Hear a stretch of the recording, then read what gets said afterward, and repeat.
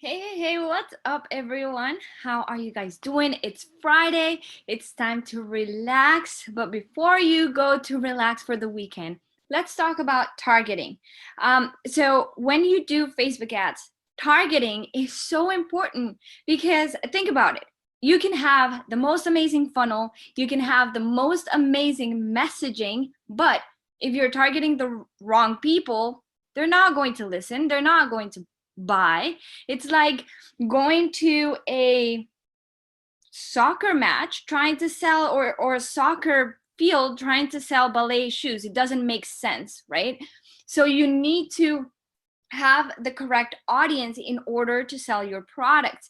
If you're selling dog training, then you're not going to go to cat owners, right? Doesn't make sense. So targeting is extremely important if you want your marketing to be successful. Now, there's so many things that come into play when you do your targeting, right? When I see online courses, they say you need to be super narrow with your targeting. You need to go laser targeting, and you need to make your audience in Facebook super extra small, and don't make it more than 300,000 people. I'm going to tell you that is not right. Maybe it used to be a few years ago, but now the way to do targeting, it's completely different. And two things. One, Facebook likes to, they have such a good algorithm and they know so much that if you give them that flexibility, that freedom to go and look for the right person, they will go and look for the right person for you. And then the other thing, I just forgot what I was going to say. So yeah, I forgot what I was going to say. I'll go back and when it comes back, I'll tell you. All right. So when you choose your targeting, most people say, all right, I need to find the age group, the location, the specific demographics, right? Like, am I targeting women? Am I targeting men? What is the age group, right? But that is not the only thing that you should be targeting. There's so many other things. Oh, I know what the second one is. So first, you need to give Facebook that freedom to be able to find the right people. And second, you need to test different audiences.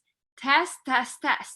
We always think like, oh, we know exactly who our target audience is, and we only try one audience with different graphics, different copy. That's fine. But if you're only testing one audience, your ads might not be working correctly because of that. All right. So let's dive in. First of all, welcome to the Cold to Soul Machine show, where game-changing entrepreneurs come to learn and share the greatest strategies to turn their ideal clients from cold to sold. My name is Angela Florez, and I help ambitious, game-changing entrepreneurs make massive impact in the world through badass marketing. All right, guys, so let's dive into the content.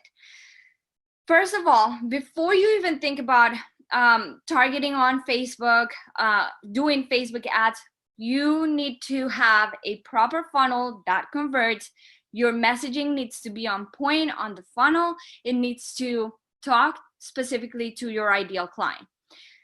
Before you think about targeting, before you think about Facebook ads, you need to be super extremely clear as to who is your ideal client. Do you know exactly who they are, what their pain points are, what their desires are, and what hobbies they like? Are they women between this age and this age? Are they like yoga? What do they like? You need to think about your ideal client as someone specific, like you know them personally. All right.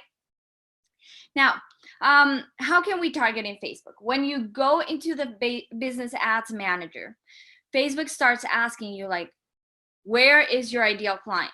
So you can choose different countries. So if you're doing online coaching, which you can do worldwide, then you can choose United States, you can choose Canada, United Kingdom, Ireland, Australia, New Zealand. If you're an English speaker, if you're a Spanish speaker, then you choose all of the Latin American countries except Brazil. You choose Spain, right? So you can choose the location of your ideal client. If you are a local business, then you choose where you are and a radius around it. Okay, does that make sense? Now, the next thing that you can target is age. So who's your ideal client? What age range are they in? So for example, one of my clients, she's a yoga instructor. And after doing some tests, we realized that her ideal client is women between 45 and 55 that are going through their midlife stages through menopause. So that's our ideal client, women from 45 to 55. So think about who is really your ideal client and what age range are they on. If you don't know, then you can test it with your Facebook ads, right? You can do a lead magnet, you can do the best that you can to target your ideal client, and you can leave your age range from, let's say, 30 to 64. And then on the business ads manager, you can break down your ads so that Facebook shows you exactly which age range is converting best.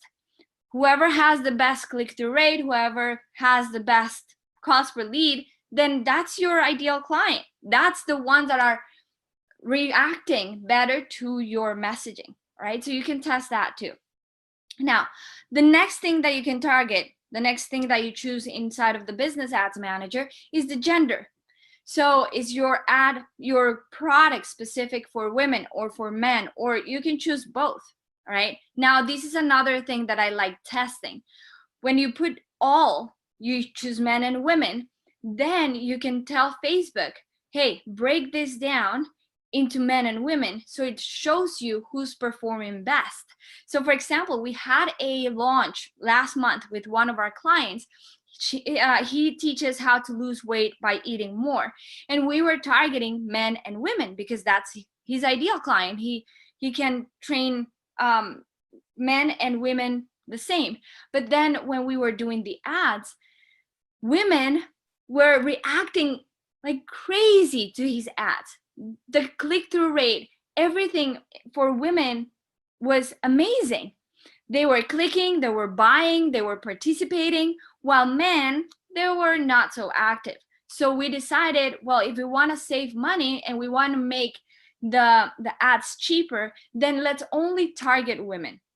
Let's make this only for women because men don't care about that specific messaging. So we turned off all the ads for men and we only started targeting women, and guess what happened? The cost per lead, the cost per acquisition went down a lot, right? Now, the next thing that you can target is the language, right? So if you're targeting, for example, with a lot of my clients, they're in Europe, right? They're in the UK, they're in Norway, in Belgium, but their funnels are all in English. So what we do is we target all of the European countries, and then we tell Facebook only target people that speak English, right? Because we don't want to be showing an ad in Greece to someone that doesn't speak English. That does not make sense. They will not understand and we will be losing money. So we can choose the language that we want to target. So that is like the general demographic that you can target. So you have location, you have age, you have gender, but now we need to be more specific. And this is where it gets tricky, right here, when we think about the detailed targeting. So when you talk about detailed targeting, you're talking about people's interests or people's special events in life. Like, for example, their parents, they just got married. What else can you target in that demographic? You can target the income of their household, all right? So when you do this detailed targeting, that's what specifically will show, or that's when you really nail down that targeting.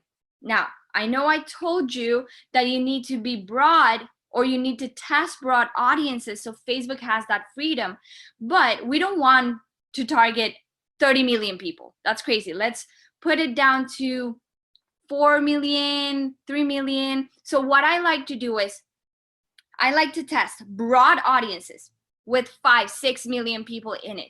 So let's make an example. For my yoga client, what we do is we have a broad audience of women between 45 and 55, English, that are in most of Europe and the US, right? And then the interest is going to be Kundalini yoga. Just that.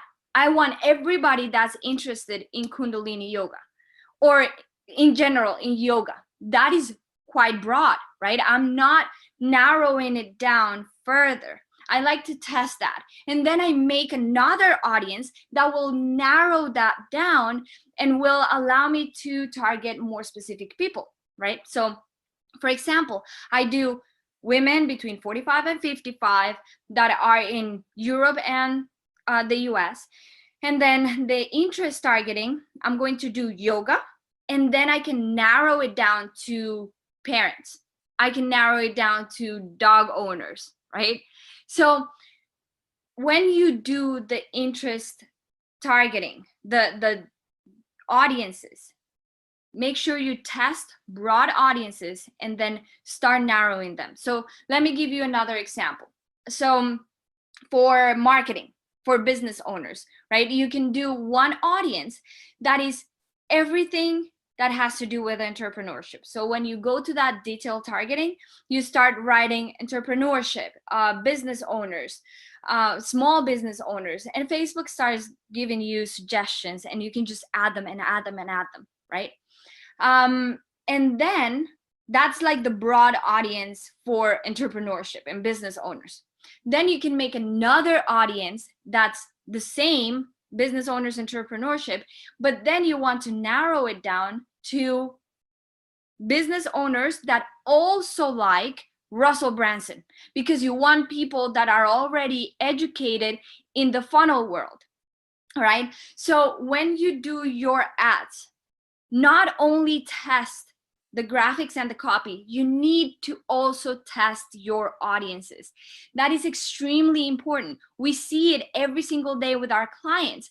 We see that we test one audience. Of course, we try to make the best audience that we can come up with, the most targeted to our ideal client.